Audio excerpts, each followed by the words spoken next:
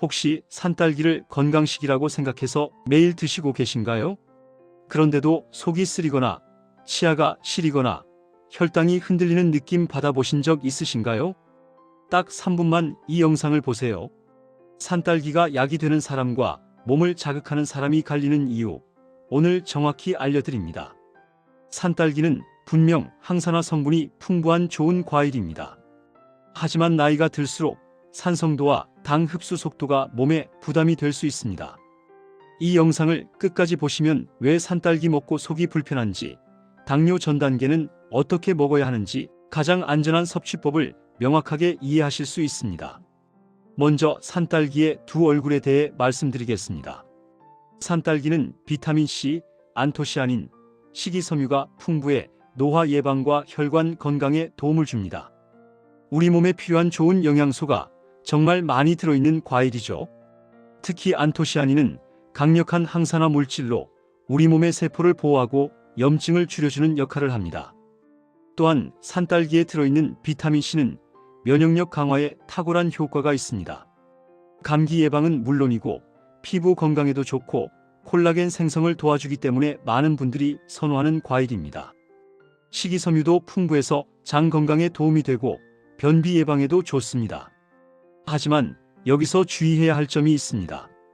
산딸기는 동시에 강한 산성과 과일당을 포함하고 있어 위장이 약한 분들에게는 자극이 될 수 있다는 사실입니다. 이 부분을 간과하시는 분들이 정말 많습니다. 좋은 과일이니까 많이 먹으면 될 거야, 이렇게 생각하시는데 사실은 그렇지 않습니다. 산딸기의 산성도는 생각보다 높습니다. pH 수치로 보면 3.5에서 4.5 정도인데 이는 상당히 산성에 가까운 수치입니다. 이 정도의 산성도는 위산 분비를 촉진시키고 위 점막을 자극할 수 있습니다. 특히 공복에 먹으면 위산 분비가 더욱 활발해져서 속쓰림이나 더부룩함을 유발할 수 있습니다. 또한 산딸기에 들어있는 과일당도 무시할 수 없습니다. 겉보기에는 그렇게 달지 않아 보이지만 과일당은 우리 몸에서 빠르게 흡수되는 특징이 있습니다. 혈당 관리가 필요하신 분들, 특히 당뇨, 전 단계나 당뇨병을 진단받으신 분들은 이 점을 반드시 고려하셔야 합니다. 그렇다면 산딸기 섭취 시 주의해야 할 구체적인 상황들에 대해 자세히 알아보겠습니다. 첫 번째로 공복 섭취입니다. 아침 공복에 과일만 드시는 분들 정말 많습니다. 건강에 좋을 거라고 생각하시는 거죠. 하지만 산딸기는 산도가 높아 위 점막을 자극할 수 있습니다. 특히 나이가 들수록 위 점막이 약해지기 때문에 더욱 조심하셔야 합니다. 위가 비어있는 상태에서 산성이 강한 음식이 들어오면 위산이 과도하게 분비됩니다. 이렇게 되면 위벽이 자극을 받아 속쓰림, 위통, 소화불량 등의 증상이 나타날 수 있습니다. 해결 방법은 간단합니다. 식사 후 후식으로 드시면 됩니다. 식사를 하고 나면 위 속에 음식물이 있기 때문에 산딸기의 산성이 희석되고 위벽에 대한 자극도 줄어듭니다. 이렇게 하면 산딸기의 좋은 영양소는 그대로 섭취하면서도 위장 부담은 최소화할 수 있습니다. 두 번째로 당뇨나 혈당 관리 중인 분들입니다. 산딸기는 달지 않아 보이지만 과일당은 빠르게 흡수됩니다. 많은 분들이 산딸기는 신맛이 나니까 당이 적겠지 이렇게 생각하시는데 이것은 큰 오해입니다. 과일의 단맛과 당 함량은 정확히 일치하지 않습니다. 산딸기에는 과당, 포도당 같은 단순당이 들어있고 이런 당들은 소화 과정 없이 바로 혈액으로 흡수됩니다. 당뇨 전 단계나 당뇨병이 있으신 분들은 이런 급격한 혈당 상승이 매우 위험할 수 있습니다. 혈당이 급격히 올라가면 인슐린이 과다 분비되고 이것이 반복되면 인슐린 저항성이 생겨 당뇨병이 악화될 수 있습니다. 또한 혈당이 급격히 올랐다가 떨어지면서 저혈당 증상이 나타날 수도 있습니다. 어지럽거나 식은땀이 나거나 심장이 두근거리는 증상들이 바로 그것입니다. 그렇다면 어느 정도가 안전한 양일까요? 한 번에 작은 종이컵 반 정도가 적당합니다. 대략 50g에서 70g 정도입니다. 이 정도면 산딸기의 영양소는 충분히 섭취하면서도 혈당에 큰 영향을 주지 않습니다. 절대 좋다고 하니까 많이 먹어야지 이런 생각은 하지 마세요. 세 번째로 치아가 약한 분들입니다. 산성 과일은 치아 범랑질을 약화시킬 수 있습니다. 치아 범랑질은 우리 치아의 가장 바깥층으로 치아를 보호하는 중요한 역할을 합니다. 하지만 이 범랑질도 산성 환경에서는 약해질 수 있습니다. 산딸기 같은 산성 과일을 자주 먹으면 치아 표면이 부식될 수 있고, 이렇게 되면 치아가 시리고 예민해집니다. 찬 것이나 뜨거운 것을 먹을 때 통증을 느끼게 되는 거죠. 심한 경우 치아색이 변하거나 구멍이 생길 수도 있습니다.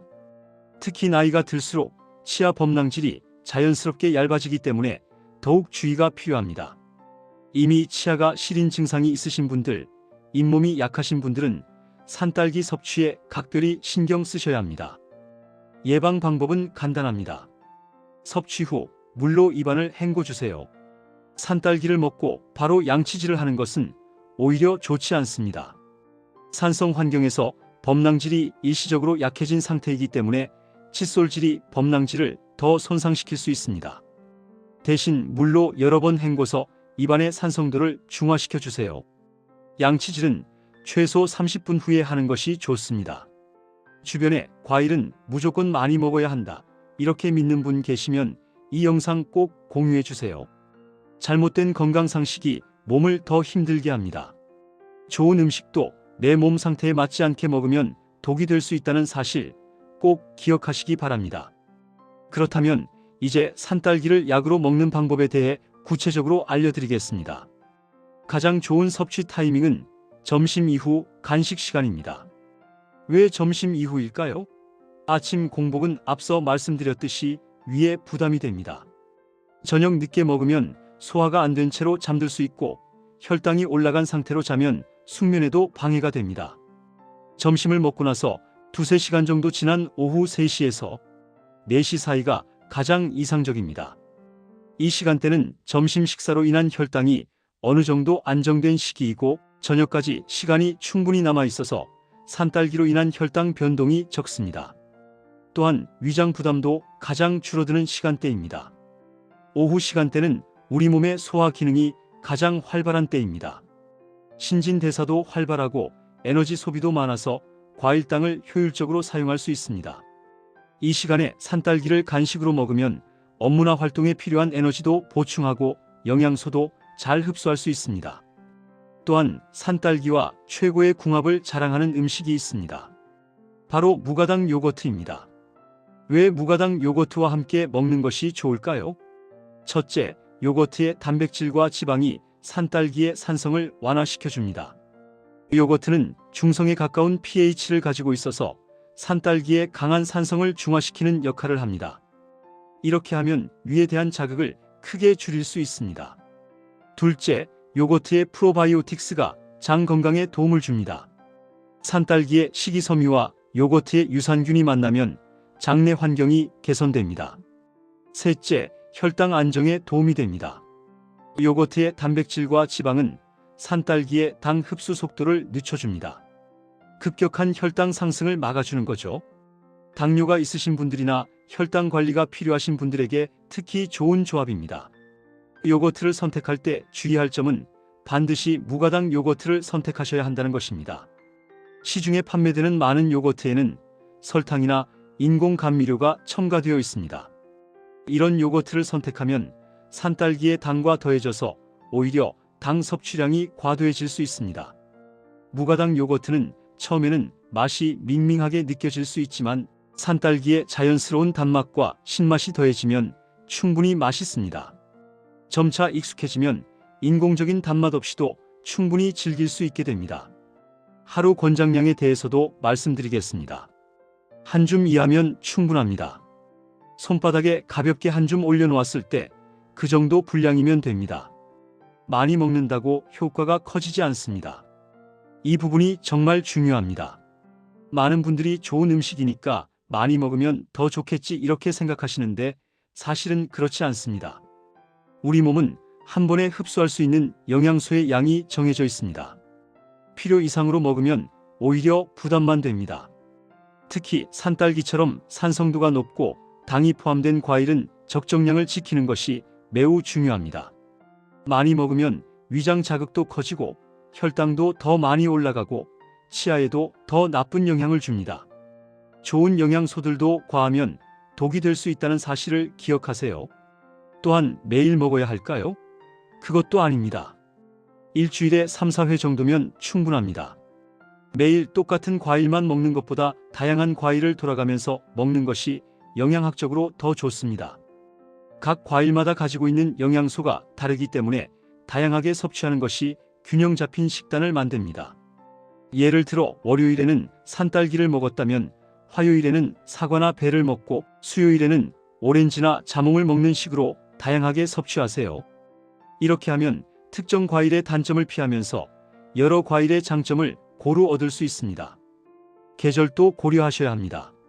산딸기는 주로 여름 과일입니다. 제철 과일이 가장 영양가가 높고 맛도 좋습니다. 겨울에 비싼 돈 주고 수입산 산딸기를 사 먹는 것보다 여름에 싱싱한 국산산 딸기를 적절히 먹는 것이 훨씬 좋습니다. 보관 방법도 중요합니다. 산딸기는 매우 무르기 쉬운 과일입니다. 구입하자마자 냉장고에 보관하셔야 합니다. 씻지 않은 채로 밀폐 용기에 담아 냉장 보관하면 3, 4일 정도 신선하게 유지할 수 있습니다. 먹기 직전에 흐르는 물에 가볍게 헹궈서 드세요. 이제 마무리하면서 핵심 내용을 정리해 드리겠습니다. 산딸기는 많이 먹는 음식이 아니라 몸 상태에 맞춰 조절해야 하는 과일입니다. 공복은 피하고 적당량만 식후 간식으로 드세요. 이 세 가지만 지켜도 산딸기는 노화를 늦추는 열매가 됩니다. 오늘부터는 좋다니까 많이 먹는다가 아니라 내 몸에 맞게 먹는다, 이렇게 바꿔보세요. 건강 정보는 넘쳐나지만 정말 중요한 것은 내 몸에 맞는 방법을 찾는 것입니다. 다른 사람에게 좋다고 해서 나에게도 좋은 것은 아닙니다. 여러분의 나이, 건강 상태, 소화 능력, 혈당 수치 등을 모두 고려해서 나에게 맞는 섭취법을 찾으세요. 산딸기 외에도 모든 음식에 이런 원칙을 적용해 보세요. 좋은 음식이라도 내 몸에 맞게 적절한 양으로 올바른 시간에 먹는 것이 진정한 건강 식습관입니다. 건강은 조금만 알아도 확실히 달라집니다. 오늘 이 영상에서 배운 내용만 실천해도 여러분의 건강은 분명히 좋아질 것입니다. 산딸기를 먹을 때마다 오늘 배운 내용을 떠올리세요. 여러분의 건강한 삶을 응원합니다. 다음 영상에서 뵙겠습니다. 감사합니다.